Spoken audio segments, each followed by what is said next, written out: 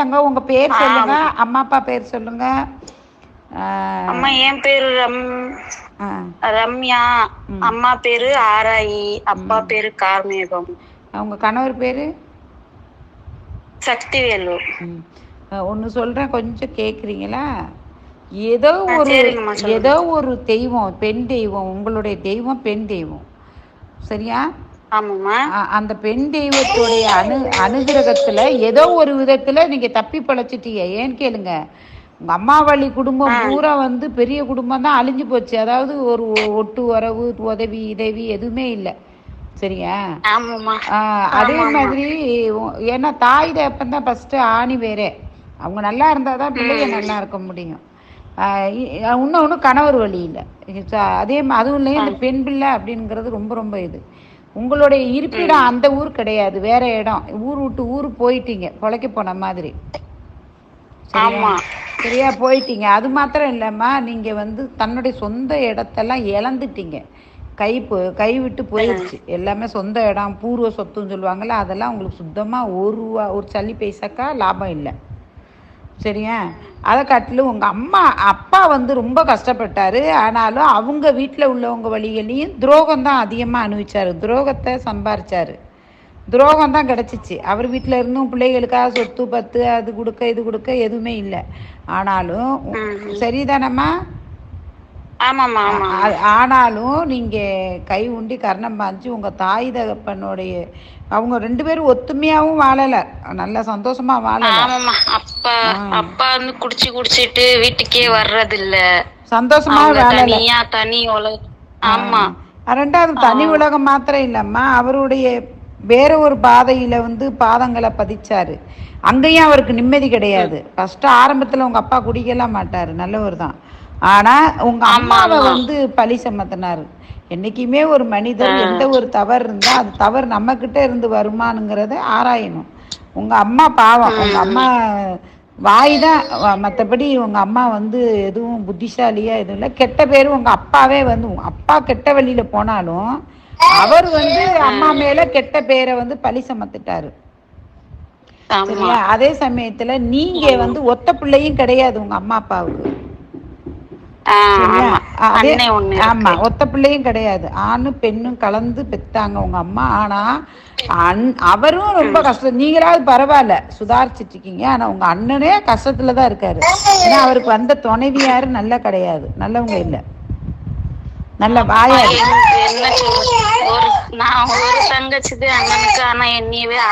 அதுதான் இப்ப என்ன சொல்றேன், நல்லவங்க இல்ல, சேர்க்க மாட்டாங்க, வாயாடி வேற. இது காரணமே அவங்க மனைவி உங்களை பிடிக்காது, அதுக்காக உங்களை இது பண்ணிட்டாங்க. இப்ப இருக்கக்கூடிய ஒரே ஒரு தூண்டி யாருன்னா அது உங்க கணவர் தான். ஆனாலும் அவர் ரொம்ப பாவம். அவர் குடும்பத்திலையும் அவருக்கு வந்து உதவி கிடையாது. அவர் குடும்பத்துல உங்களை பிடிக்கவே பிடிக்காது. ஆமா, கரெக்ட். இப்ப தனியா தான் அம்மா வந்து இருக்கோம் வாடகைக்கு. ஆமா, அவரு தனியா தான் இருக்கேன், பிள்ளைய வச்சுக்கிட்டு. அவர் வந்து சிங்கப்பூர்ல இருக்கிறாரு. இல்லம்மா, அவர் அப்படி பிரியலைன்னா நீங்க நிரந்தரமா பிரிஞ்சிருப்பீங்கம்மா. ஏன்னா நீங்க 2 பேரும் பிரிஞ்சிருக்க மாட்டீங்க, கூட இருக்கிறவங்க பிரிச்சு வச்சிருப்பாங்க. கூட இருக்கிறவங்க நல்லவங்க இல்ல, கூட இருக்கிறவங்க நல்லவங்க இல்ல. ஆனாலும் அவர் அதையும் மீறி அந்த குழந்தைக்காக கொஞ்சம் பாசம் அவருக்கு, இந்த குழந்தைகளை வச்சுதான் அவர். இல்லைன்னா உங்களெல்லாம் வந்து, ஆனா நீங்க எவ்வளோன்னா ஹைட்டா இருக்க மாட்டீங்க, கொஞ்சம் கம்மியா இருப்பீங்க ஹைட்டில். ஆனால் வந்து குண்டுலாம் கிடையாது, ஒல்லியும் கிடையாது, இந்த நாத்துக்கட்டை மாதிரி உடம்பு.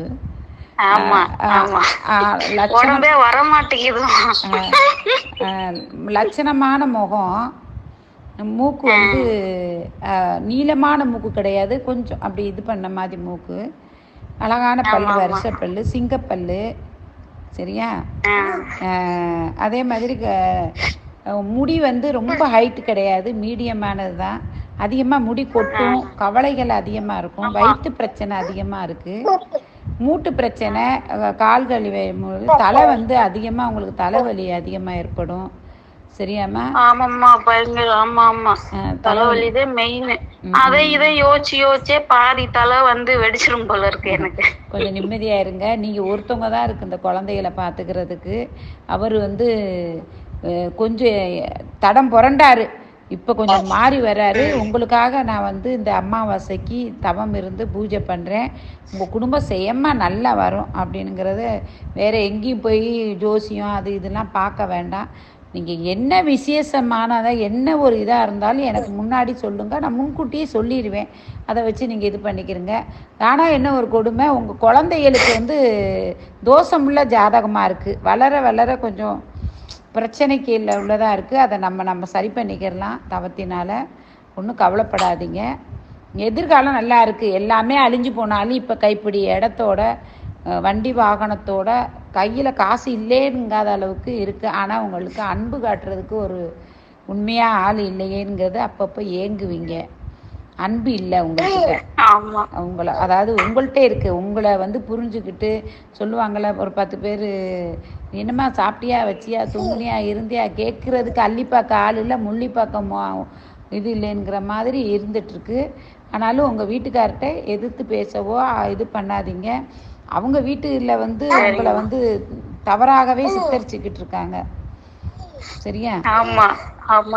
ஆனா நீங்க நல்ல பெண்மணி தான். அவங்க வீட்டுக்கு செய்யாதியே வைக்காதியேன்னு சொல்லலை. நீங்க உங்களை தடுக்கவும் இல்லை, இவ்வளோ பணத்தையும் எனக்கு சம்பாரிச்சு கொடுங்கவும் கேட்கவும் இல்லை. ரொம்ப நல்ல பெண்மணி. இந்த நியூஸ் வந்து அவங்களுக்கு கேட்கட்டும், கேட்டு அவங்க திருந்தட்டும். ஆனால் அவங்க பேர் தெரியாது, எதுவும் தெரியாது. தெரிஞ்சாலும் அவங்க எத்தனையோ பேர் இருக்கு இல்லையா? ஆனாலும் இது அவங்க காதுக்கு போய் நல்ல பெண்மணி அப்படிங்கிறது உணரணும். உங்களையும் உங்கள் பிள்ளைகளையும் அவங்க ஆதரிக்கணும். சரியான ஆதரிப்பு இல்லைம்மா. ஆனால் ஒன்று, உங்களுக்கு இந்த வெள்ளிக்கிழமை விரதம் இருங்க. உங்களுக்கு பெண் தெய்வம் ரொம்ப மகிழ்ச்சி ஆகும். அதே மாதிரி வீட்டுக்கு வரவங்களுக்கு மாங்கல்யமும் மஞ்சள் துண்டு குங்குமம் இது வந்து கொடுங்க. என்னம்மா? அப்புறம் அந்த பௌர்ணமி நாளையில் ஒரு 5 ஜாக்கெட்டு யாருக்காவது சுமங்கலி பெண்களுக்கு கொடுங்க. அவங்களுக்கு கொஞ்சம் பூ, ரோட்டில் போகிற பெண்களுக்கு இந்த பூ எதோ தெரிஞ்சதோ அவங்களுக்கு ஒரு பூ வாங்கி கொடுங்க.